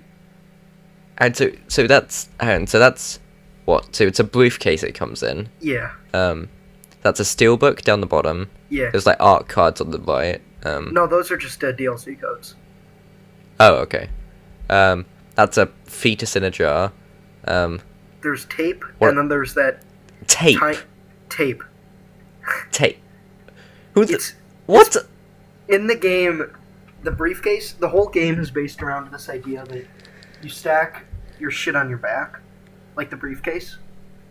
It's basically like you're a UPS delivery man, except instead of having a big truck, your back is the truck. What? So, like, you stack all the shit on your back. So you stack all the, like, packages on your back. Like people in other countries, like, put stuff on their head, you mean? Yeah, it's like that. Except then you also... If you want to know how tedious this game gets, literally every item in your inventory has to be stacked on your back. So, like... What? Even ammunition for your weapon has to be stacked on your back. And, like, the whole game is, like, balancing. So if you go too far one way, you fall over and everything falls off, and you have to go pick it all up. Go back on your adventure. Has Kojima forgotten that, like, games are supposed to be fun? I don't know what he was thinking. I don't think What he is wants so? things. So there's the tape. What's the other thing in there? That's a mini version of the company like logo. What? That's But what not. is it like? What is it on? It's a little astronaut man with a skull. Huh. It's like it's just the Kojima company logo. But what is it on? Is it like a coaster or what? No, it's like a little figurine. Oh, okay. It just comes in that clear box. But in the Okay. the figure or the fetus, I guess I should explain. That I see he's carrying it on the cover on the right. there's like monsters that like try and track. They're sludge monsters that if they catch you, they drag you away from your point and you lose all your packages and you have to go pick them all back up. And the fetus. This sounds like the worst. The fetus attaches to. Do you see that the two blue lights on the side, on the box? Yeah. Yeah. It attaches and that's like a sensor and it senses where the monsters are so you can avoid them. Except, I'm not kidding. Sometimes the baby will start crying, so you have to stop what you're doing. Pick up the baby and rock it. You have to rock the PS4 controller to sleep. And I would hate this game. this is, literally the entire game. There's so many fucking cutscenes too. The final cutscene of this game is 2 hours long. Yeah, I heard about this. Jesus Christ. That was one of the things I told that to my friend. That's one of the things that convinced him to stop playing. I gotta pull up the funniest part of the game. So, you ready for what the names of the characters are? Right. You've got Cliff. You've got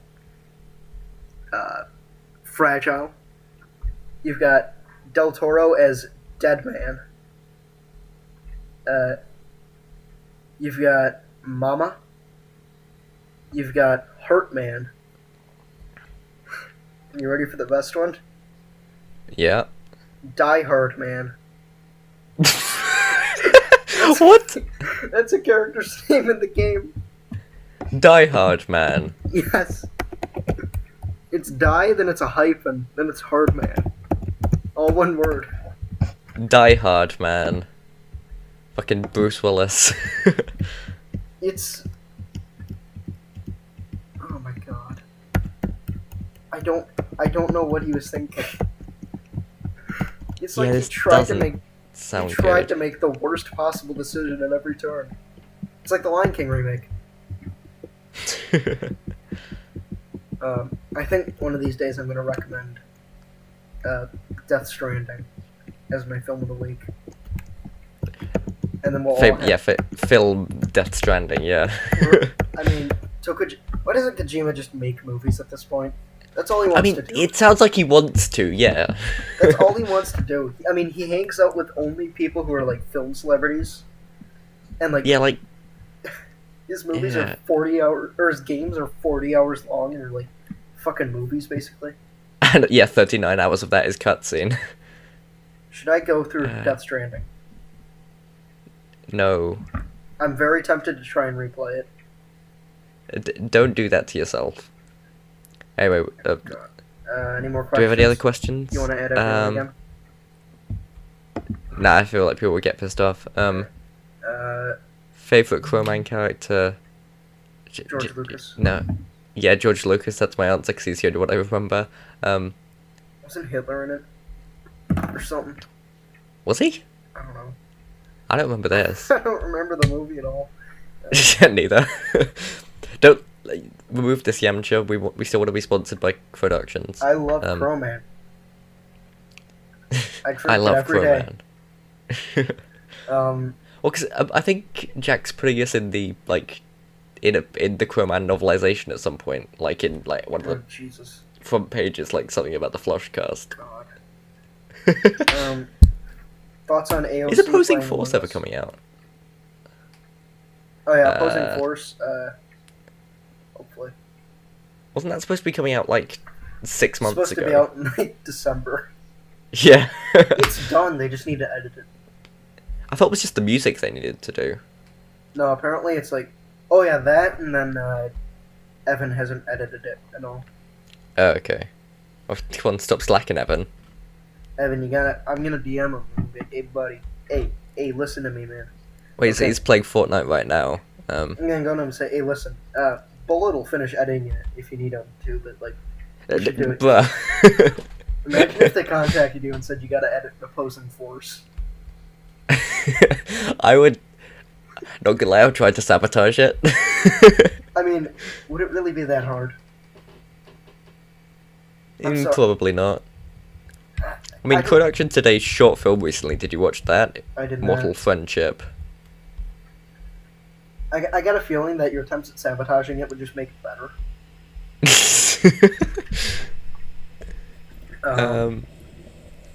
Yeah, we don't really... AOC playing Among Us? What? AOC playing Among Us? Well, no, I heard you, but I don't know. Yay, I don't think know. it's pretty sus. She's a U.S. senator, I think. Yeah, I know who she is, yeah. She plays Among Us now on stream. Right. I think there was like a Twitch stream where she hopped on and was like talking about N64 games. So then she became like a gamer or something on Twitch. So now we have our first gamer senator. I'm so proud of this country. Let's see here.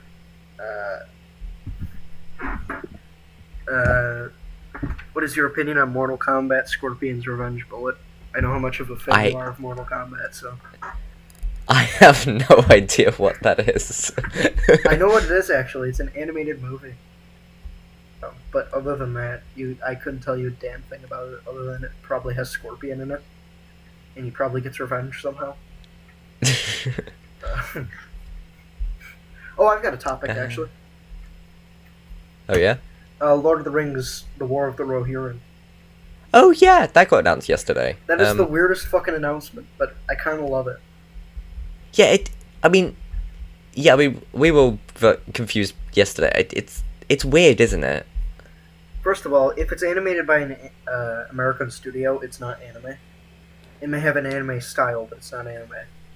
Yeah. But other than that, I'm really fucking excited for that, because, first of all, the fact that it's theatrical, big plus. Yeah, that'll be nice. It's not just going straight to DVD, because then it would be shit.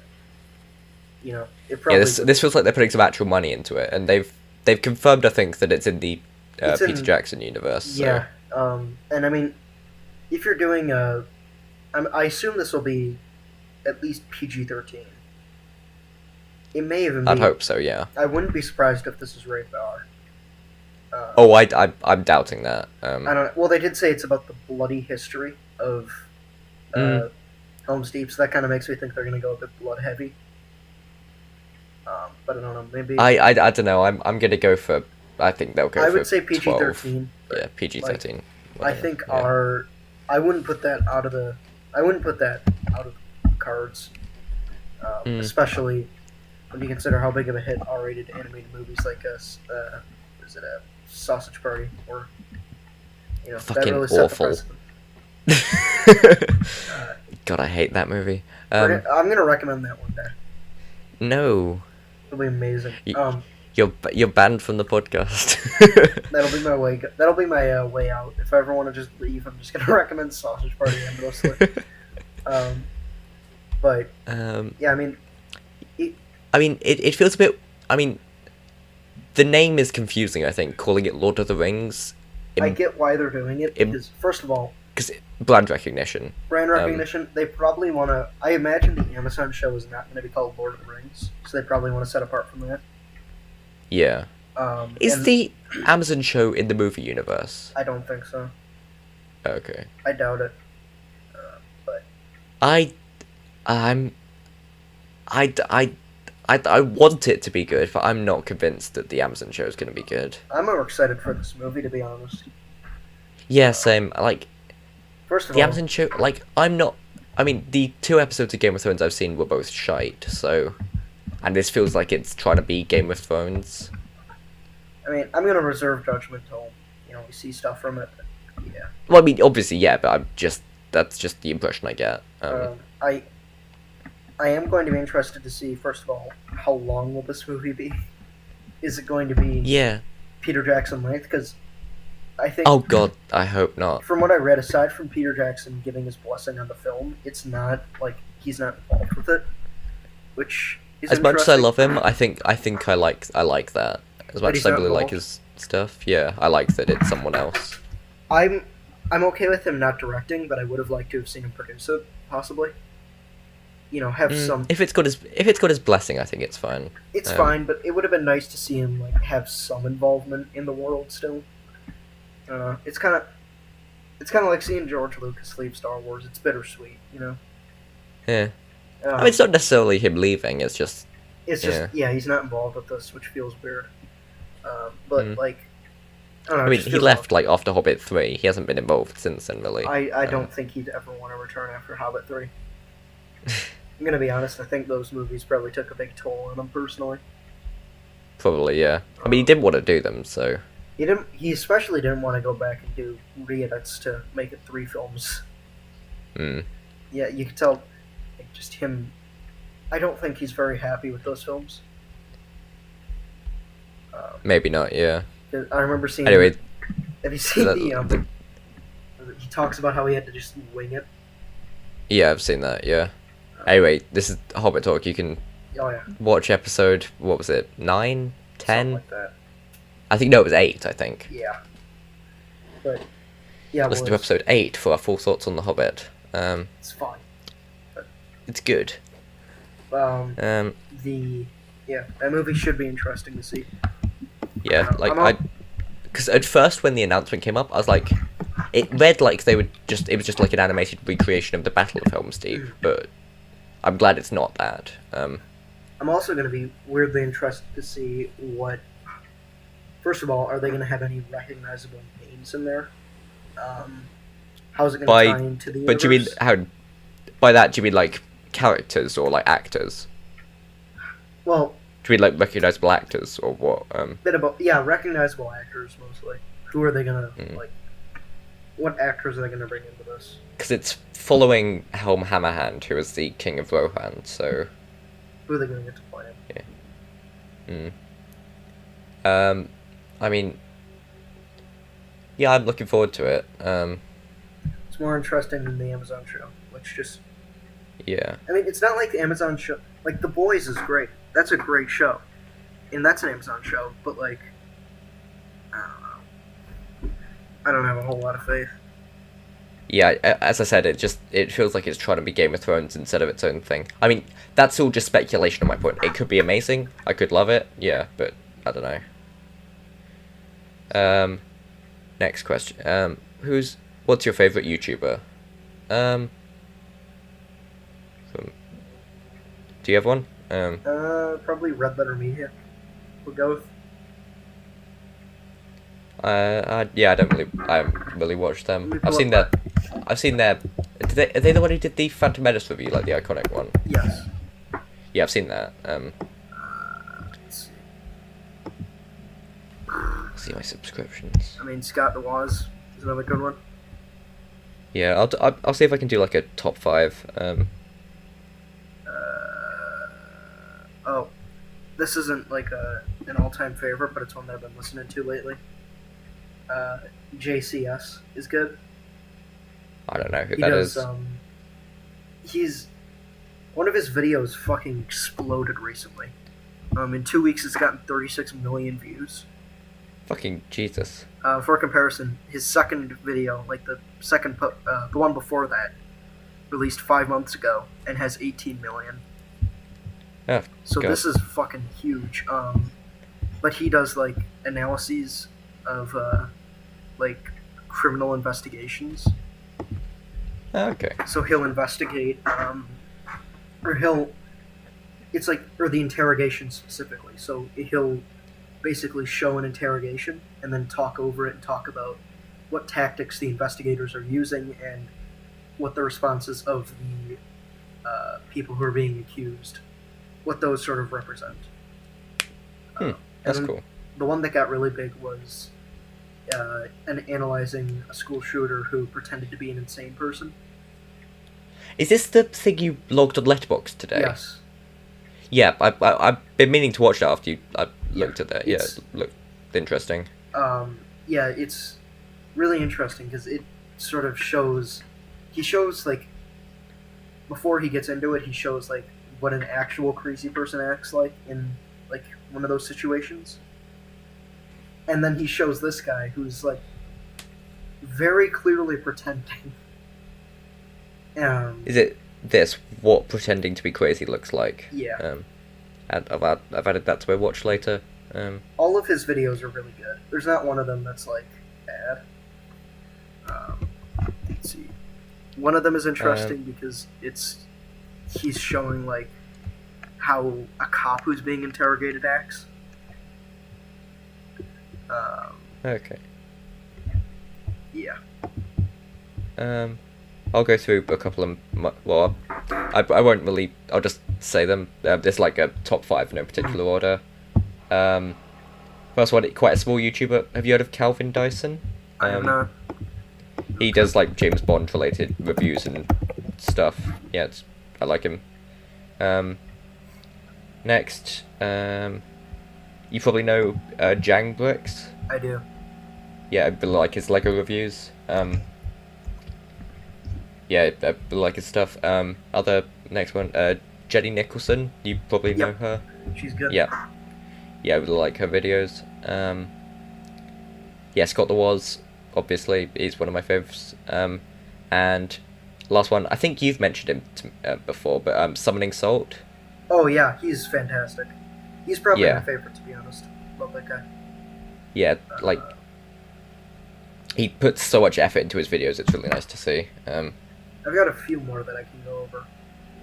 Just- Actually, one more. I'll say. Just similar to Summoning Salt, does like speedrunning videos. Called Jobst. I don't know how to pronounce it, but I've yeah, heard of him. Yeah. he does good videos. Yeah. This is one I would highly recommend to people that I think you might like.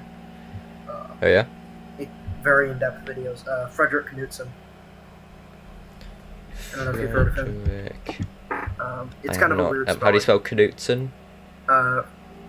Knudsen. KNU. First of all, I should add, Oh, and it's Frederick spelled wrong as well. yeah, Okay. it's long-form videos sort of going deep into a subject. Some of them are more Okay. like internet-related ones, but the one that he just released is about possibly the biggest fuck-up in like that you could possibly have in like a navy. Is this the Battle of May Island? Yeah.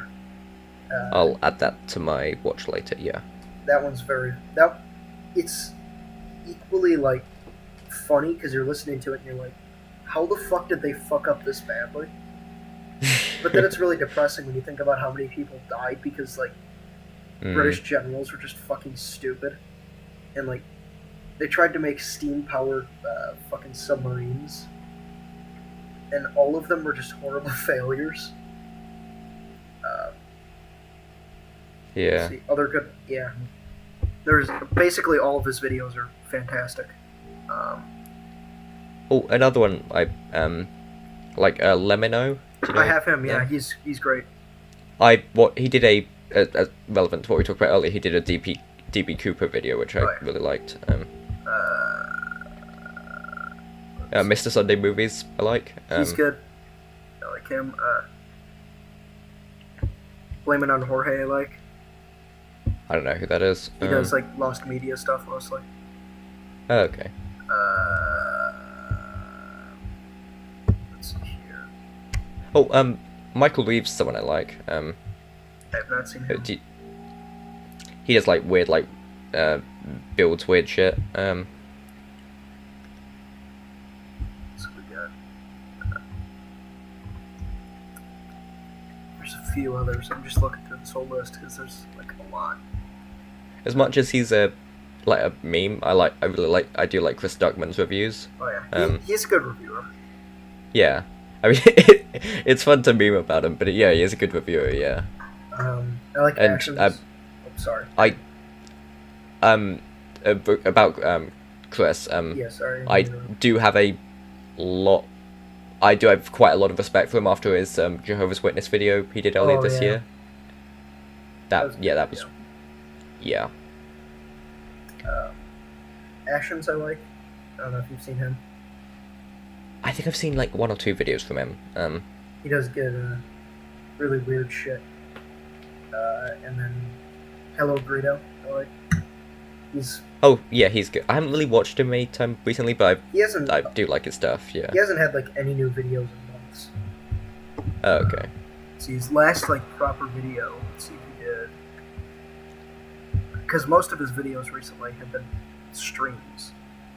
His last proper video was 3 months ago. Yeah, he's kind of stopped doing content because, from what I understand, he's becoming like a firefighter or something. Okay. So he hasn't had time. Yeah. I have 2 very weird ones that I like. The proper people who do like abandoned building tours. Okay. And then this is maybe the weirdest channel. Dank Pods, that they cover weird headphones and like MP3 players. Like That's really very shit niche. It's okay. Holy shit! He has 800,000 subscribers. Jesus. One of his videos is building a 1,000 gigabyte iPod. But then he's also got weird like coverage of weird shit. Oh, yeah, another one I like. Have you heard of Dominic Noble? I have not. He does like comparing like book adaptations, like how accurate they are, which I find quite interesting. Like book and movies adaptations. Okay. Yeah, that's good stuff. Fuck. He hasn't done Lord of the Rings yet, which I'm really waiting for. I feel like that's a big one though. Yeah, he did the Hobbit trilogy, which there was a lot of differences. Yeah, that expected. Yeah. He did a series on all the Harry Potter books, which was really good, I think. Donkey. Do you want to... Oh yeah. Do you want to move on to a different question? We've been on this one for like 10 minutes. Do you have any favourite bands or artists? I like Queen, I guess. It's the only music I've really listened to is like film score, I guess. So, yeah. Do you wanna play the instrument? I used to play the guitar, but I gave up like 3 years ago. I played the piano for a while. I still have a piano, but I just don't play.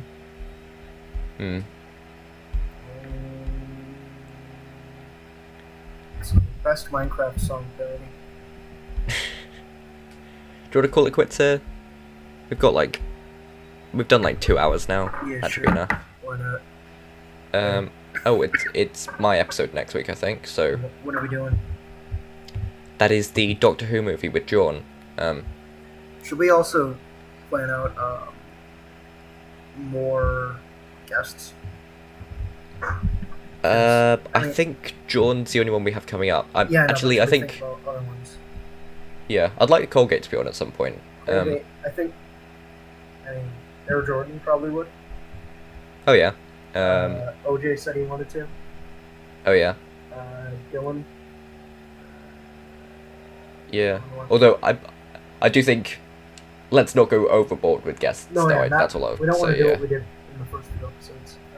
Which was one every episode, yeah. Oh yeah, yeah, he'd be good. I think maybe one guest I'd say one every 3 episodes. That's like, that should be probably a good rate. Although, not one every 3, because that would mean it would fall on the same person's week every week. So, every time. I don't know. Let's just. No. That would be a very interesting. Get Scrotus on for the sequel trilogy. Oh god. Oh, yeah. We need someone who loves the Rise of Skywalker though, just to balance it. We need Hoop. Yeah, because he's sort of turning on it now, because he really likes Last Jedi now. Um, Can you imagine an episode where we get Bill and Scrotus oh, on no. at the same No, time? no, no. What we do to get that to happen, we tell both of them independently that they're going to be on this episode. Then they just we hope they get into the call at the same time. We wouldn't need to do that for JJ, though.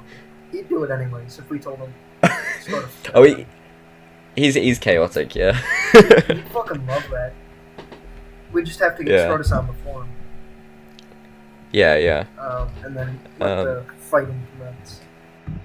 Woo! What the fuck was that? What do you mean? You just did like a little. Oh, okay. Yeah, so thank you for listening to this week's episode of the Flushcast. Next week next episode, we will be doing the 1996, 95, I don't know, the Doctor Who movie with Paul McGann, and we'll be joined by John, who was on episode 3, so look forward to that.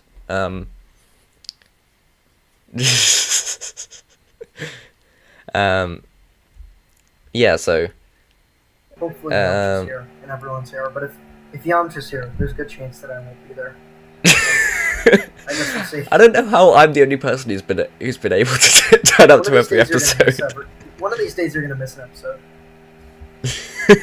and it's gonna be chaos. But we shall see. Okay, and yeah, make sure to check the description of the video for our link tree, which has all our links. We are also, if you prefer to listen to podcasts on Apple Podcasts or Spotify, we're on there. I think so. Are we on Spotify? I think so. We may be on SoundCloud. I don't know. Even know we were on Apple Podcasts. Yeah, this is how involved Sam is with the production of the show. Well, to be fair, I've been missing in action. I've been dead for 6 weeks, so I'm just kind of getting in the groove of things now. I'm still finding out that I'm still trying to figure out who's president and who's not right now. It's all just chaos. Yeah, join the Discord server. That way you can ask us questions, which might be featured in the episode if they're good. You can talk to us. And subscribe to our editor. This is one thing I'm going to ask. Can you start being active on the Twitter, please? Me? Yeah, because the Twitter's kind of dead, but we keep mentioning it in every episode, so just... Yeah, Yeah, follow us all on Letterboxd, plus the official Flushcast page, where you can find a list of all the films we've covered on the show, ranked by our average rating, so yeah, it's interesting. I mean, it is to me, probably not to anyone else, but yeah. Yeah, so... Anything else? I don't think so. I have been Bullet. I'm Sam. And bye.